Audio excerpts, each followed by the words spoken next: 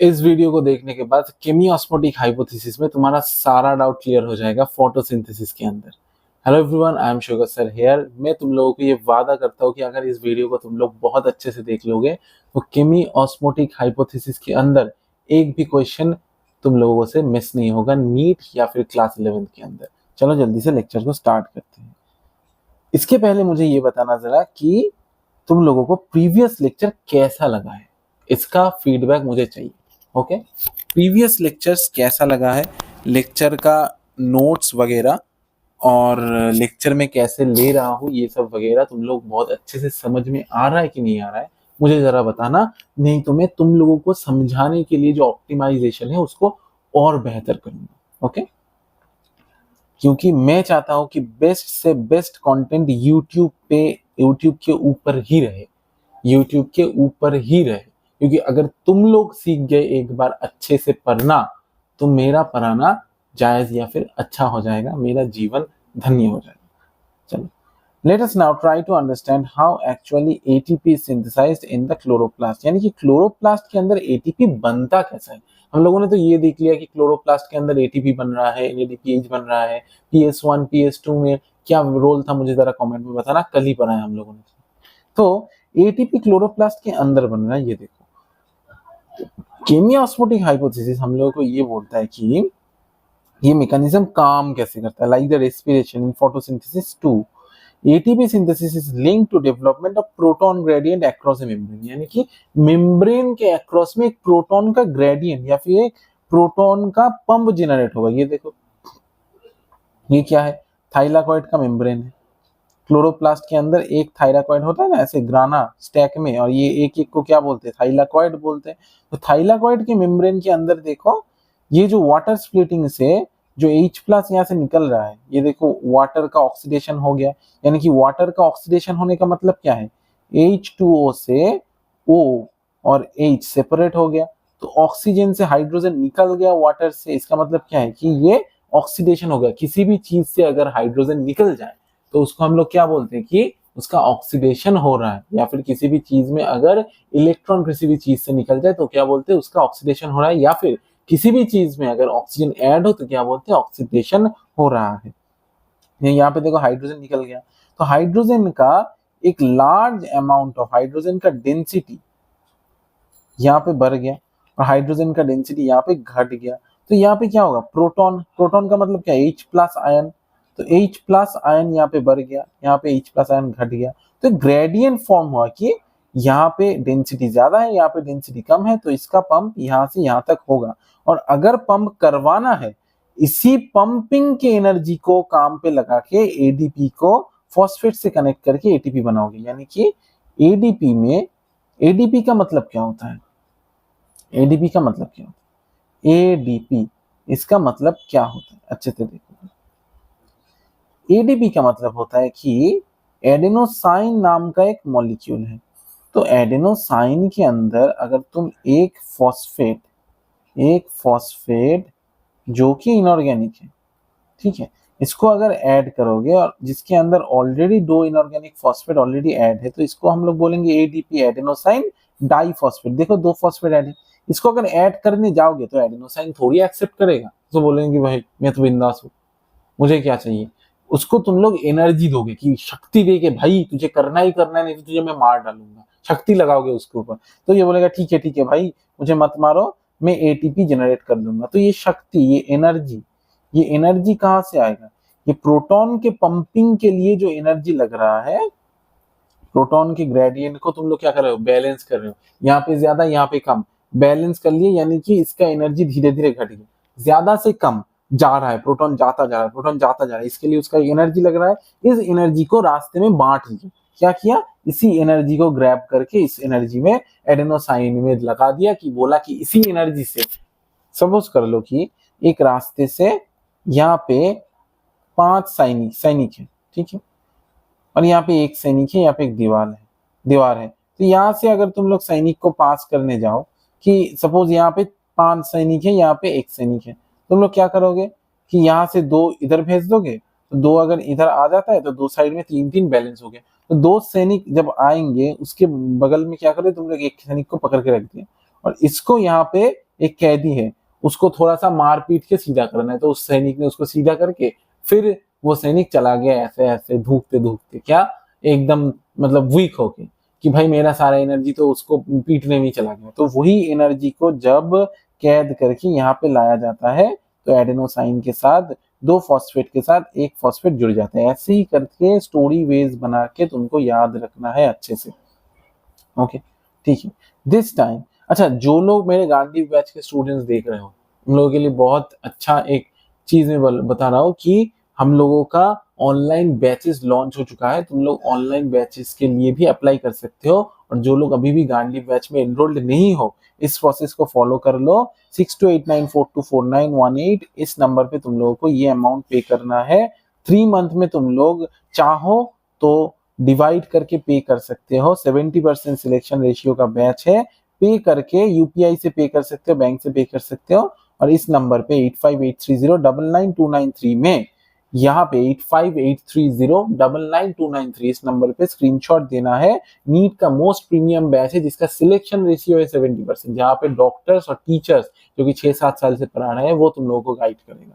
ठीक है। और जो लोग मेरे गांधी बैच के ऑलरेडी स्टूडेंट्स देख रहे हो, फर्स्ट ऑफ ऑल तो अटेंडेंस दे दो। और सेकंड ऑफ ऑल क्या करो कि तुम लोगों के लिए मैंने जो प्रॉमिस किया था कि ऑनलाइन बैचेस चालू होगा, वो हो गया है। बहुत ही कम फीस है, मात्र एक सब्जेक्ट का मंथली लाइव क्लास में करवाऊंगा। ऐसा नहीं कि लेक्चर रिकॉर्ड करके ऐप में डाल दिया, लेक्चर रिकॉर्ड करके वेबसाइट में डाल दिया, यूट्यूब पे डाल दिया, नहीं, लाइव टू लाइव होगा। तुम लोग मुझसे क्वेश्चन कर पाओगे, तुम लोग मेरे अंडर मेंटोरशिप के जो प्रीमियम बैचेस मेरे अंदर चलते हैं उसके अंदर तुम लोग सुविधा ले पाओगे। तो physics, chemistry, biology individual subject per month 500 करके मात्र फीस रख रहा हूँ। वीकली तुम लोगों का एक दिन करके क्लास होगा, वीक में 4 डेज होगा, 4 डेज होगा। और क्लासेस कैसा होता है वो तुम लोगों को पता है, ये तुम लोगों को कस्टमाइज्ड बैच होगा कि तुम लोग जैसे चाहते हो वैसा हो। ठीक है, लाइव 1-to-1। ऐसा नहीं समझना कि किसी भी मतलब किसी भी चीज से इसका कंपेयर मत करना कि किसी ने ऐप में डाल दिया, ये टीचर्स पढ़ा रहे हैं, वो टीचर्स लाइव में इंटरेक्ट नहीं करते तुम लोगों से, तुम लोगों का लाइव डाउट नहीं लेते। मैं गूगल मीट पे बैठ के क्लास करवाऊंगा, तुम लोग देख पाओगे। ठीक है, क्वेश्चन भी कर पाओगे और तुम लोग मेरे से लाइव कनेक्टेड रहोगे। This time these are the membranes of thylakoids, यानी कि थाइलाकॉइड के मेम्ब्रेन के आसपास जाएगा H+ ion. There is one difference, दो मतलब एक डिफरेंस तो रहेगा जी, वो क्या है? Proton accumulation toward the inside of membrane, यानी कि मेम्ब्रेन के अंदर। ये देखो मेम्ब्रेन। अच्छा मैं एक काम करूं, ये जो तुम्हारा जो, एक सेकंड रुक जाओ, मैं एक काम करता हूँ, ये जो पिक्चर है ना, इसको रुक जाओ, मैं कर देता हूँ, अभी कर देता हूँ। ये जो पिक्चर है इसको एक काम करते हैं, इसको वहां पे लेके चलते हैं। ठीक है, तुम लोगों को देखने में आसानी होगी। चलो इसको एक काम करते हैं, हम लोग शेयर करते हैं। शेयर कहाँ करेंगे? टच नोट पे करेंगे। चलो ओके।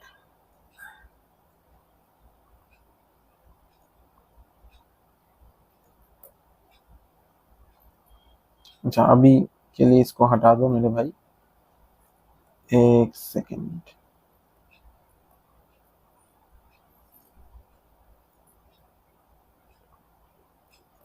अभी के लिए बैच नहीं, अभी के लिए मेरे स्टूडेंट्स का पढ़ाई जरूरी है। चलो यहाँ पे आ जाओ। ओके चलो, तो देख लो यहाँ पे क्या लिखा हुआ है, देखो अच्छे से देखो। केमियोस्मोटिक हाइपोथेसिस में क्या लिखा हुआ है? There is the proton accumulation is towards inside of membrane, यानी कि ये है थाइलाकॉइड का मेम्ब्रेन। मेम्ब्रेन के अंदर देखो प्रोटॉन का एक्युमुलेशन हो रहा है, मेम्ब्रेन के अंदर। ये रहा मेम्ब्रेन, मेम्ब्रेन के अंदर, मेम्ब्रेन के भीतर, अंदर वाले साइड में, ये देखो अंदर वाले साइड में। ठीक है, ये मेम्ब्रेन है, मेम्ब्रेन के अंदर वाले साइड में प्रोटॉन का एक्युमुलेशन हो रहा है। ठीक है, इन द ल्यूमेन, यानी कि कैविटी में, ल्यूमेन में, ये क्या है? ल्यूमेन है, थाइलाकॉइड का ल्यूमेन है। इन रेस्पिरेशन, रेस्पिरेशन के अंदर protons accumulate in the intermembranous space of the mitochondria. जब तुम लोग रेस्पिरेशन इन फ्लावरिंग प्लांट्स पढ़ोगे, उसमें तुम लोग पढ़ोगे कि प्रोटॉन कहाँ जमता है? जब माइटोकॉन्ड्रिया में कुछ काम होता है रेस्पिरेशन के टाइम में, when electrons move through ETS, electron transport system में, जब हम लोग पढ़ाएंगे ना वो ग्लाइकोलिसिस के बाद में क्रेब्स साइकिल, और उसके बाद में जो बड़ा वाला एक चार्ट पढ़ते हैं ईटीएस, जो तुम लोगों को अभी समझ में नहीं आता, जो इस साल तुम लोगों को धुआं धुआं करवा दूंगा मैं पढ़ा के। ठीक है, ठीक है। तो ETS के में क्या क्या होता है कि वहां पे प्रोटॉन एक्यूमुलेट कहाँ होता है, इंटर मेम्ब्रेनस स्पेस, यानी कि माइटोकॉन्ड्रिया का 2 मेम्ब्रेन होता है, उस मेम्ब्रेन के अंदर जो स्पेस होता है वहां पे जाके प्रोटॉन एक्यूमुलेट करता है, लेकिन यहाँ पे ल्यूमेन में ही प्रोटॉन जम जाता है। ठीक है, ल्यूमेन में ही प्रोटॉन जम जाता है। Let us understand what causes the proton gradient across the membrane, यानी कि मेम्ब्रेन के अक्रॉस में प्रोटॉन जमता क्यों है मेरे भाई, क्योंकि वाटर स्प्लिटिंग हो रहा है, वाटर स्प्लिटिंग की वजह से H+ जम रहा है ताकि NADPH को सप्लाई दे पाए। क्या NADPH को क्या दे पाए, जल्दी से बोलो मुझे, कल ही बढ़ाया था। We need to consider again the process that takes place during the activation of electron and their transport to determine the steps that cause a proton gradient, कि हम लोग को ये देखना पड़ेगा कि इलेक्ट्रॉन का एक्टिवेशन कैसे हो रहा है और इलेक्ट्रॉन का ट्रांसपोर्ट क्यों हो रहा है, NADPH+H+। अगर NADP में हाइड्रोजन कनेक्ट करने जाओगे तो इलेक्ट्रॉन तो लगेगा ना मेरे भाई, H+ में अगर हाइड्रोजन H+ में अगर एक इलेक्ट्रॉन नहीं दोगे तो वो न्यूट्रल कैसे होगा और NADPH कैसे बनवाएगा, समझ में आ गया। Since splitting of the water molecule takes place in the inner side of the membrane, यानी कि मेम्ब्रेन के अंदर ही जमता है। देखो यहाँ पे मेम्ब्रेन के अंदर ही जम रहा है, देखो यहाँ पे मेम्ब्रेन है ये, और मेम्ब्रेन के अंदर जम रहा है, इनसाइड में जम रहा है। ठीक है, okay. The protons or hydrogen ions that are produced by the splitting of water accumulate within the lumen of thylakoids, यानी कि थाइलाकॉइड के ल्यूमेन के अंदर जम रहा है, थाइलाकॉइड के ल्यूमेन के अंदर जम रहा है। ओके, समझ में आ गया। चलो, as electrons move through the photosystems, यानी कि इलेक्ट्रॉन्स क्या करते हैं, फोटोसिस्टम PS1 PS2 के में मूव कर रहे हैं ना इलेक्ट्रॉन्स। ये देखो जेड स्कीम में कल पढ़ा था तुम लोग, तो घन चक्कर हो भूल जाओगे, कल हम लोगों ने जेड स्कीम में पढ़ा था। ये देखो इलेक्ट्रॉन क्या हो रहा है, इलेक्ट्रॉन एक्सेप्टर, इलेक्ट्रॉन को क्या किया, एक सेकेंड, इलेक्ट्रॉन एक्सेप्टर यहाँ पे आया, भाई कोई और कलर दे दे, हाँ रुक जाओ, इलेक्ट्रॉन एक्सेप्टर ये है यहाँ पे। तो इलेक्ट्रॉन एक्सेप्टर क्या कर रहा है, इलेक्ट्रॉन ट्रांसपोर्ट सिस्टम में इलेक्ट्रॉन को भेज रहा है, फिर लाइट हार्वेस्टिंग कॉम्प्लेक्स में भेज रहा है, फिर से इलेक्ट्रॉन को लेके क्या हो रहा है, ऐसे बॉल की तरह उछाला जा रहा है। ओके, समझ में आ गया। चलो ठीक है, तो ये क्या कर रहा है, protons are transported across the membrane, कि इलेक्ट्रॉन फोटो सिस्टम में बार बार ट्रांसपोर्ट हो रहा है, इसलिए प्रोटॉन को अक्रॉस द मेम्ब्रेन ट्रांसपोर्ट किया जा रहा है। इलेक्ट्रॉन जब फोटो सिस्टम के अंदर मूव कर रहा है, प्रोटॉन्स को हम लोग क्या कर रहे हैं, मेम्ब्रेन के अक्रॉस में मूव करवा रहे हैं, यानी कि मेम्ब्रेन को भेद करके मूव करवा रहे हैं। This happens because the primary acceptor of the electron which is located towards outer side of the membrane transfers its electron not to an electron carrier but to an hydrogen carrier. This is because primary acceptor of electron, यानी कि electron को जो accept कर रहा है वो क्या है, which is located towards the outer side of the membrane, यानी कि मेम्ब्रेन के बाहर, ये देखो मेम्ब्रेन के बाहर साइटोक्रोम BF6 कॉम्प्लेक्स, ये क्या है, मेम्ब्रेन के बाहर लोकेटेड है। ठीक है, okay. outside of the membrane transfers its electron not to an electron carrier but to an hydrogen carrier, ये किसको ट्रांसफर कर रहा है, हाइड्रोजन कैरियर को ट्रांसफर कर रहा है। ये देखो H+ कहाँ जा रहा है, PQ के पास, प्लास्टोक्विनोन के पास, और क्या बना रहा है, प्लास्टोक्विनोन PQH2 बना रहा है, डाई हाइड्रोजन बना रहा है। ठीक है, तो ये क्या है, एक हाइड्रोजन एक्सेप्टर है, इसके लिए हाइड्रोजन लगता है, इलेक्ट्रॉन नहीं लगता।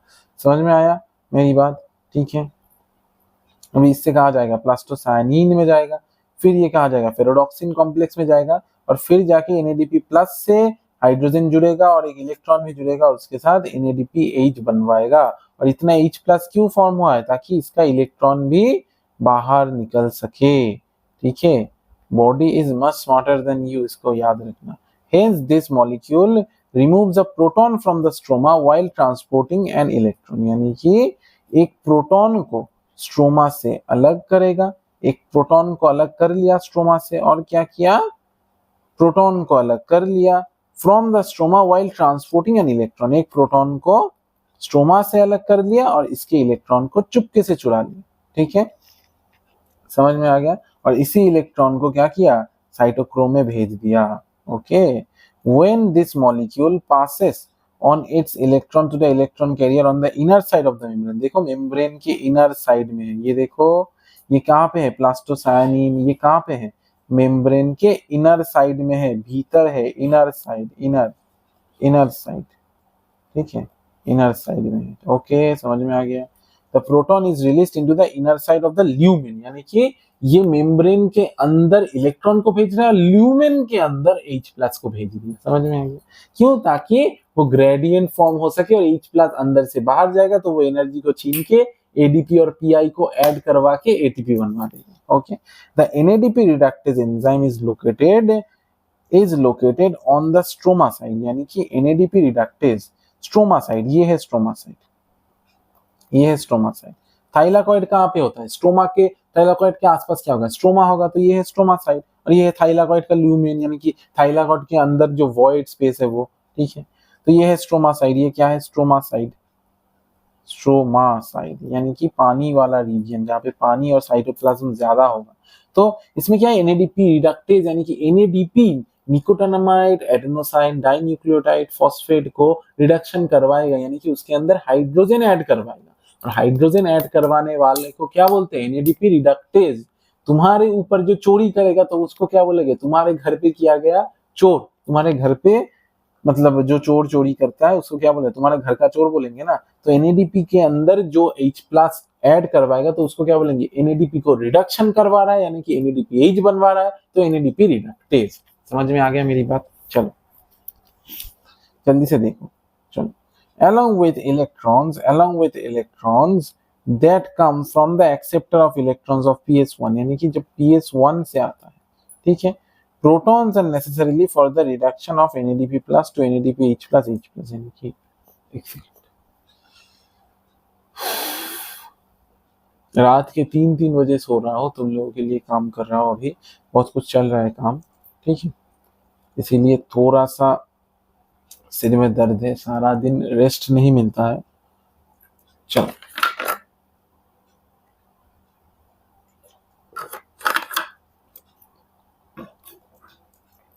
Okay, along with electrons that come from the acceptor of electrons of PS1, protons are necessarily for the reduction of NADP plus two NADPH plus H plus, यानी कि electron तो लगेगा ही लगेगा, उसके साथ H प्लस भी तो लगेगा, प्रोटॉन भी तो लगेगा। H प्लस को ही प्रोटॉन बोला जाता है यहाँ पे। Protons are also remove from the stroma, यानी कि स्ट्रोमा से ही ये प्रोटॉन को रिमूव करवाया जा रहा है। देखो यहाँ पे क्या हो रहा है? H प्लस को बाहर निकाला, तो ये कौन सा साइड है? स्ट्रोमा का ही तो साइड है ना। तो इसी स्ट्रोमा से क्या हो रहा है? यहाँ पे H प्लस चला गया और इस H प्लस को रिमूव करवा के NADPH बनवा दिया, मतलब एक सेकंड, NADP, ठीक है, प्लस H प्लस। ये H प्लस कहाँ था? स्ट्रोमा के साइड में था, यहाँ पे H प्लस का डेंसिटी ज्यादा था, बहुत ज्यादा था ल्यूमेन के इनसाइड में।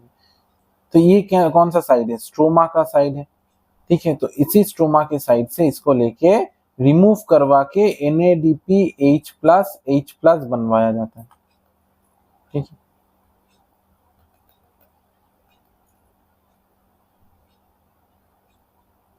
इसको रिमूव करवा दिया किससे? इसको बनवा के, ये देखो ये बन गया NADPH प्लस H प्लस बन गया, ठीक है। ओके, समझ में आ गया? ऐसे रिमूव होता है। Hence within the cytoplasm, chloroplast, protons in the stroma decrease in number। धीरे धीरे क्लोरोप्लास्ट के साइटोप्लाज्म में क्या होगा?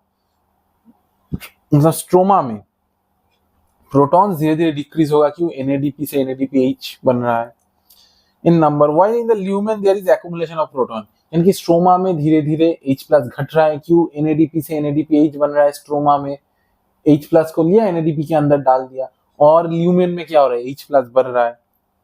This create a proton gradient, यानी कि प्रोटॉन का मतलब ये देखो, तुम्हारे पिताजी के जेब में 200 रुपया है, तुम्हारे जेब में 20 रुपया है, तुम 20 रुपया कमाते हो और तुम्हारा भाई 20 रुपया चोरी कर लेता है, तो 20 रुपया क्या जम रहा है? नहीं जम रहा है, तो 20 रुपया ही रहेगा तुम्हारे यहाँ पे, और ये 20 रुपया तुम्हारे भाई चोरी करके तुम्हारे पिताजी के अकाउंट में डाल देता है। तो यानी कि जो रिच है वो रिचर हो रहा है, और तुम गरीब थे भाई, गरीब ही रह रहे हो।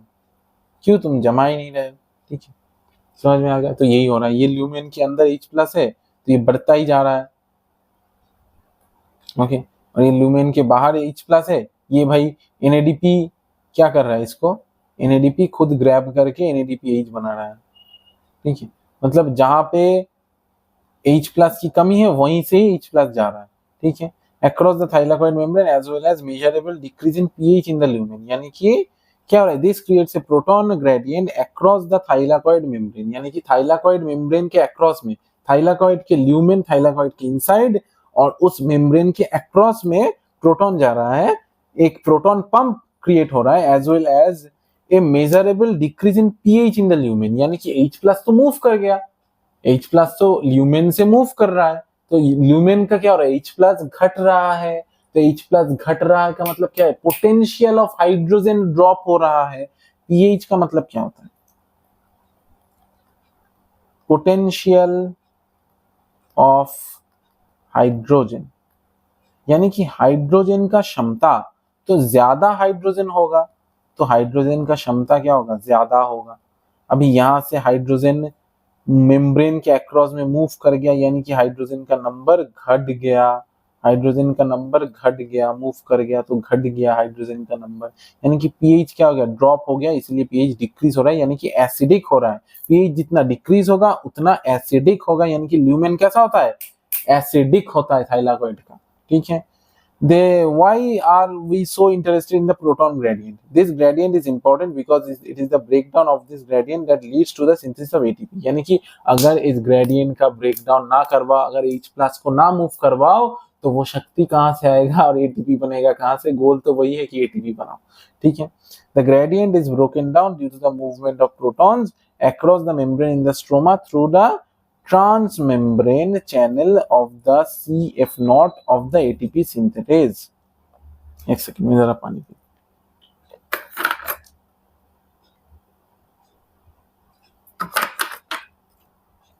अब देखिए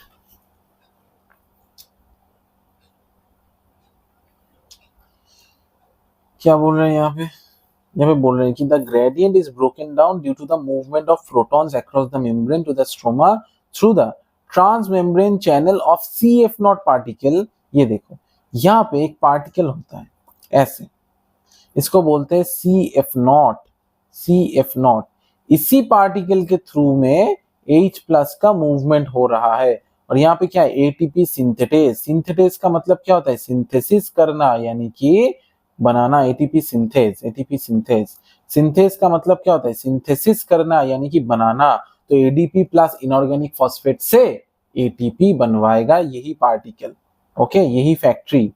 The ATP synthase enzyme consists of two parts, यानी कि ATP synthase enzyme का दो पार्ट होता है, एक CF नॉट जो कि थाइलाकॉइड के मेम्ब्रेन में एम्बेड होगा, गथा हुआ मिलेगा, और in the thylakoid membrane and forms transmembrane channel, यानी कि मेम्ब्रेन के भीतर से एक चैनल फॉर्म करवाएगा, okay, CF nought that carries out facilitated diffusion of proton across the membrane, यानी कि H प्लस का फैसिलिटेटेड डिफ्यूजन फॉर्म कराएगा, फैसिलिटेटेड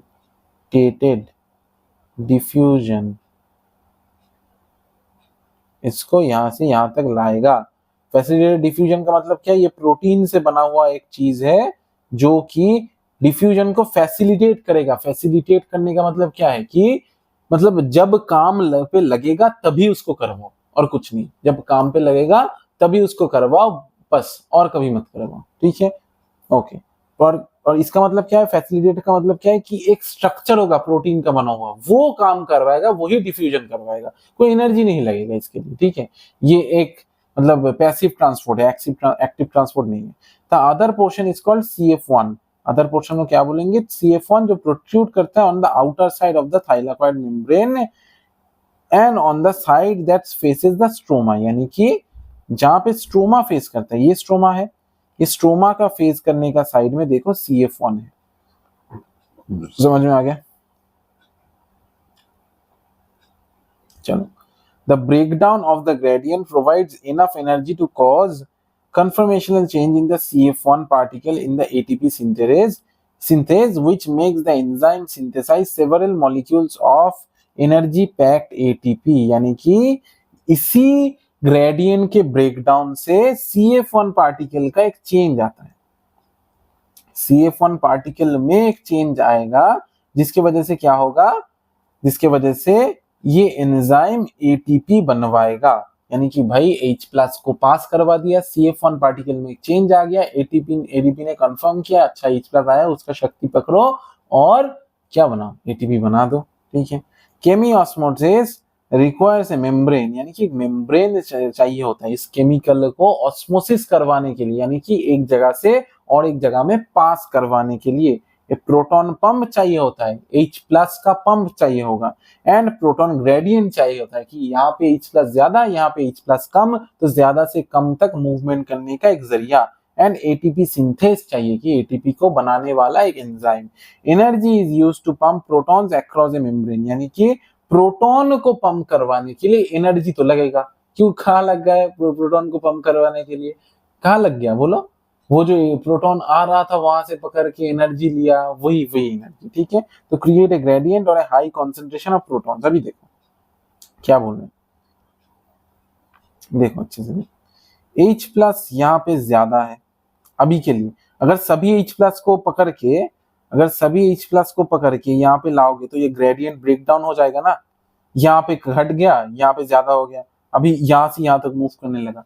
तो इसको बरकरार रखने के लिए तो एक शक्ति चाहिए ना कि H+ को लाते रहो लाते रहो लाते रहो, H2O को घटाओ, H2O को ऐसे तोड़ो और वहां से H+ लाते रहो। इसके प्रोसेस के लिए क्या, बाहर से एनर्जी तो देना पड़ेगा ना, तभी तो जाके H2O ब्रेक डाउन करेगा, नहीं तो ब्रेक डाउन कैसे करेगा। H2O वैसे ही बैठा हुआ है भाई, H2O को जाके बोला कि तुमने हमारा तुम अपना हाइड्रोजन थोड़ा दोगे मुझे, H2O कान में एक रैप्टा पड़ेगा, यहाँ से निकलो।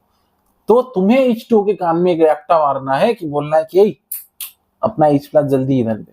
ठीक है, समझ में आ गया। तो इसीलिए एनर्जी चाहिए होता है with in the thylakoid lumen, और ये प्रोसेस कहाँ होता है, ल्यूमेन के अंदर होता है H2O का ब्रेक डाउन। ये देख लो, नालायक हो, सब भूल जाते हो यार। ये देखो H2O का ब्रेक डाउन हो रहा है ना, ये क्यों ब्रेक डाउन करवाएगा, यहाँ पे अगर एनर्जी नहीं दोगे तो ब्रेक डाउन करवाएगा क्या, ब्रेक डाउन नहीं करवाएगा तो H+ रिलीज होगा, H+ नहीं रिलीज होगा तो H+ का अमाउंट का ज्यादा यहाँ पे बढ़ेगा क्या, अगर नहीं बढ़ेगा तो यहाँ पे घटा हुआ H+ यहाँ पे बढ़ा हुआ H+ मिलेगा, ग्रेडियंट नहीं मिलेगा तो एनर्जी मिलेगा क्या, अगर एनर्जी नहीं मिलेगा तो एटीपी सिंथेस काम करेगा, नहीं काम करेगा तो एटीपी बनेगा, नहीं बनेगा। समझ में आ गया मेरी बात।